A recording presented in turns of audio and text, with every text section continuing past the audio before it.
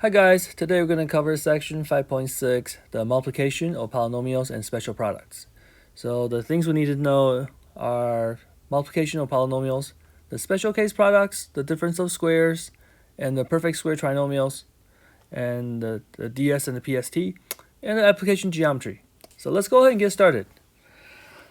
So if you look at the problem from section 2, part A, you have 2a times negative 3a plus 5.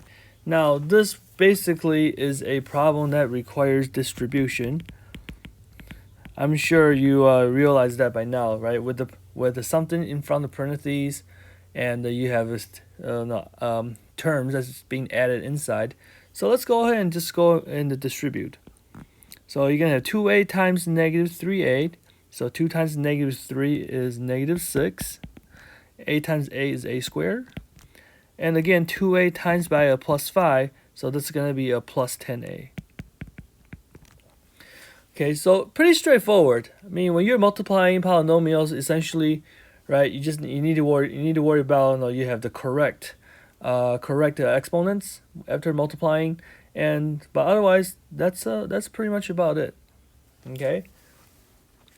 Now the next problem we're gonna do is 2a minus 1 times 3a minus 4. So we multiplies we have done problems multiplying other things that's similar to this, mainly the radicals. I believe we multiply something like square root of 2 plus square root of 3 times square root of 2 plus square root of 3. I mean, we've done something like that. So idea is still the same. But what I did in class was this.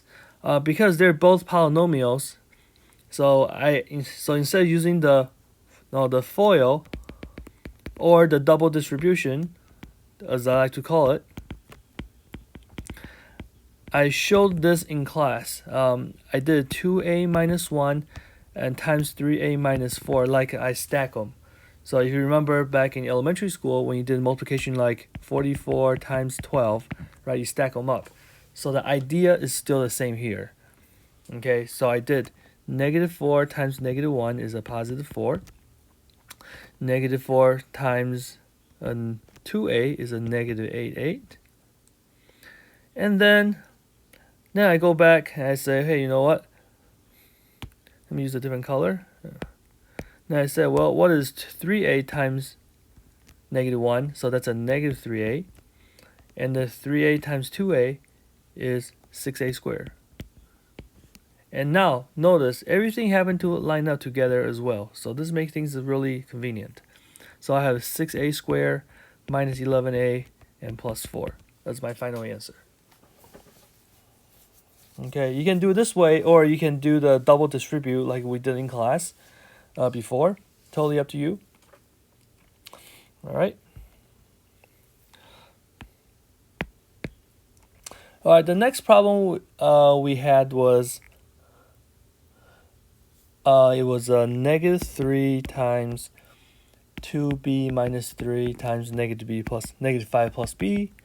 So first thing first is I did the distribution. So I look at the first two, the negative 3 times 2b minus 3. So I'm going to distribute here.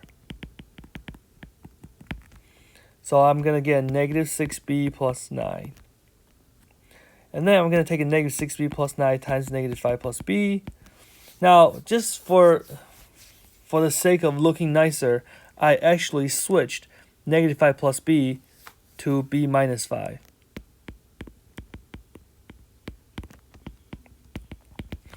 Negative 5 plus b is the same as b minus 5, just because I like to have things in the correct order. Okay, I like to go by the degree order. So again, same idea. Negative 6b plus 9 times by b minus 5.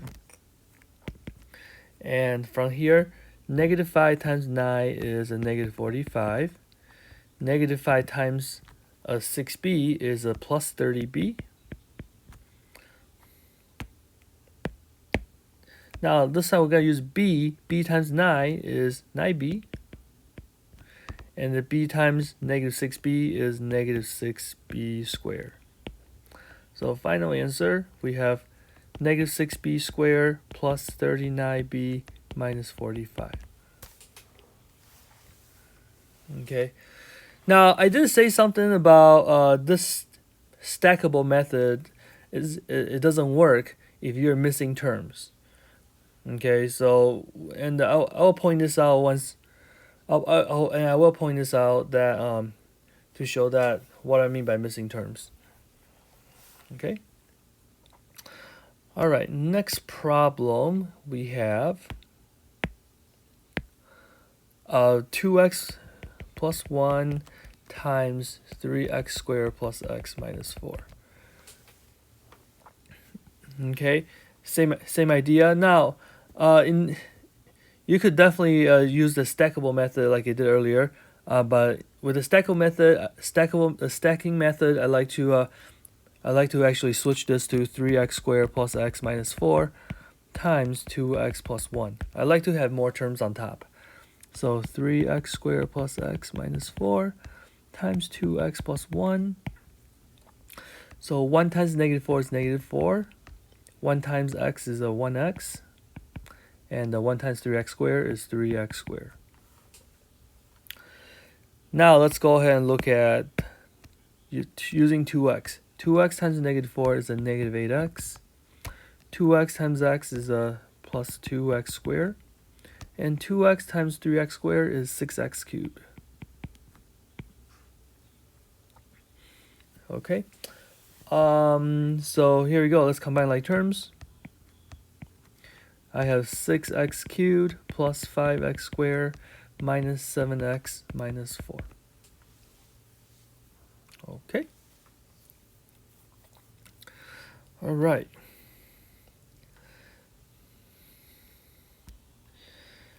Now for the curveball, we did do this class, and again, I would probably the mistake I made was it was supposed to be a squared minus 2a plus 3 times 2a squared plus 3a minus 1. Again, apologize ahead of time. The spell check is not going to catch this. So again, I'm just going to stack them. A squared minus 2a plus 3, 2a squared plus 3a minus 1.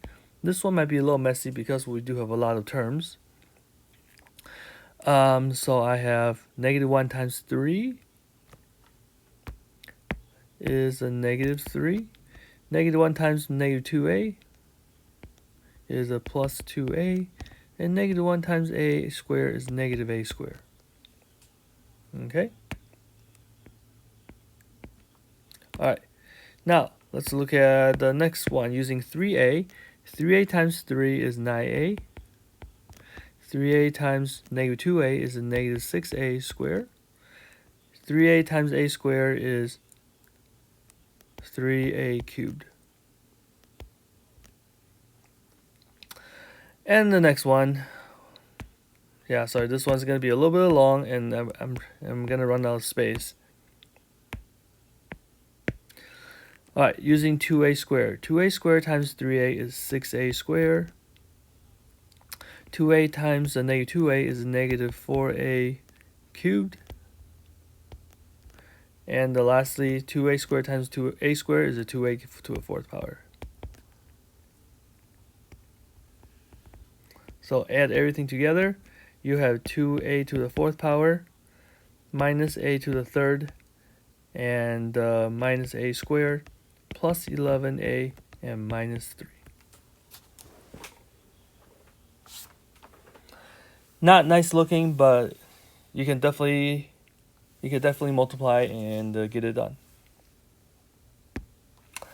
All right, next page. Now let's deal with the special cases. The special cases we are dealing with are the difference of squares. A difference of square looks like this. If you have a plus b times a minus b, the result when you multiply, what's gonna end up happening is you're supposed to get a squared minus b squared. And in class, I asked you guys to actually multiply out the a plus b times a minus b to show that your result is a squared minus b squared, and we were able to do that. Okay, So what we're going to do is, again, this is strictly a shortcut. So if you don't want to do the shortcut, you can multiply it out like what we have been doing. Okay? Either way is okay. So let's look at d minus 5 times d plus 5. Okay, d minus 5 times d plus 5. Notice this fits very much like a minus b times a plus b. So all I'm going to do is, this is going to be, because a minus b times a plus b is a squared minus b squared. So what I'm going to do is, this is simply d squared minus 5 squared, or d squared minus 25. Okay, all I'm doing here is I am matching the a and the b. Okay, all I'm doing, I'm trying to match the a and the b to make it fit our difference of squares. Okay, so let's try this again. This time we have 2c plus 3 times 2c minus 3. Okay, same pattern. So this means I'm going to have 2c quantity squared minus 3 quantity squared, and that is going to be 4c squared minus 9. Okay, again, you can try to multiply out the long way if you want, but this is strictly a shortcut, and if you're comfortable with the shortcut, feel free to use it. Alright, here we go, last one. Not the last one, almost last one. 4r minus 5k times 4r plus 5k. Again, same pattern. So you have 4r quantity squared minus 5k quantity squared, and the answer is 16r squared minus 25k squared. Now I'm using these exponential rules like we know how to do it.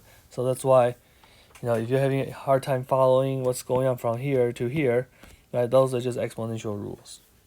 The rule of a times b raised to the power, everybody gets that power. Okay. All right, last one. The last one for the special cases, again, a curveball, but to be honest, not really a curveball. 2ab minus cd times 2ab plus cd. So same pattern. This is a 2ab quantity squared minus cd quantity squared, and that is going to be 4a squared b squared, because everybody got squared. 2 got squared, a got squared, so does b, minus c squared d squared. Okay, exponential rules. All right, so that's a special case for the difference of squares. Again, if you have a format a plus b times a minus b, or a minus b times a plus b, they're the same. Okay, now just an additional information on that. This kind of pattern, the a plus b times a minus b, these are called conjugates. Okay, if people ask you about conjugates, that's what these means. They use the same numbers, except only thing that's different is the operation in the middle. One's a plus and one's a minus. Okay? Alright, so now here's PST. PST stands for perfect square trinomial. So idea is, if you got something times by itself, so if you got a plus b squared, that means you have a plus b times a plus b. And if you FOIL or multiply this out, you're going to get a squared plus 2ab plus b squared. Okay? So again, this is strictly a matching problem. We're going to try to match the a's and b's, and then we're going to plug them into here. All right, so here we go. So a plus 4 quantity squared. So what that is saying is a plus 4 times a plus 4. And that means, notice, in this case, my a is my a, but my b is the 4. So by plugging the a and b into the result, I have a squared plus 2 times a times 4 plus 4 quantity squared. Okay, all I'm doing is plugging numbers. Plugging a number for a, plugging a number for b. So final answer will be a squared plus 8a plus 16. You can definitely verify this by multiplying out the long way if you want. Okay. Next one is b minus 9 quantity squared. Now remember, minus 9 can be treated as b plus a negative 9. Okay, so this is b plus a negative 9 quantity squared, which means I have b plus a negative 9 times b plus a negative 9. And that means I have b squared plus 2 times b times negative 9 and plus negative 9 quantity squared, which is b squared minus 18b plus 81. Okay. Again, you can multiply it out normally. You don't necessarily have to do this shortcut, but sometimes this shortcut is, it saves you a little bit of time. Okay, the third one, you will have a 2x minus 5 quantity squared. So that is 2x minus 5 times 2x minus 5. And this means I have 2x quantity squared minus 2 times 2x times negative 5. Oh, again, this is 2x plus a negative 5. Treat it that way. Plus negative 5 quantity squared. So that gives me 4x squared. And negative 2 times 2 is 4, times by a negative 5 is a positive 20. So this is a plus 20x and plus 25 as our final result. Okay. All right, the last part is the geometry application. So let's go ahead and see what we have. It says the side of a particular cube is x minus 3 inches. So which means we're saying here is a cube and each side is x minus 3 inches. So the question is, what is the area of one of the faces of this cube? Now remember, a cube means we're implying that all the sides are squares. So which means the area of the face is the same as the area of a square. And remember, a square, if you draw a picture, right, it means the sides are the same. And the area of the square is basically length times width, or side times side, right, because length and width are basically the sides. So which means the area in this case is x minus 3 times by itself, which is x minus 3 times x minus 3. Using the shortcut, this is x squared minus 2 times x times negative 3 plus negative 3 quantity squared. So final answer will be x squared plus 6x plus 9.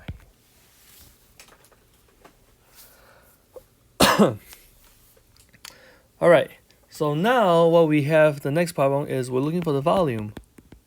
Now remember, volume is length times width times height, which in our case, all three are the same. So this is x minus 3 times x minus 3 times x minus 3. And we already know the result for the first 2x minus 3 times by x minus 3. So what we end up having here is x squared plus 6x plus 9 multiplied by the x minus 3. Okay. Oh, you know what? I made a mistake. It should be plus here. That means this should be a minus. Made a mistake. And unfortunately, when I'm making the videos, unless I catch my own mistakes, you guys don't get to catch it. So I'm glad I caught this before I make any more mistakes. Yeah, that should be a minus. Sorry, guys. Alright, anyways, so the volume is length times width times height. So let's go ahead and multiply everything together. So I have x squared minus 6x plus 9 times by x minus 3. Negative 3 times 9 is a negative 27. Negative 3 times the 6x is a plus 18x. And negative 3 times x squared is negative 3x squared.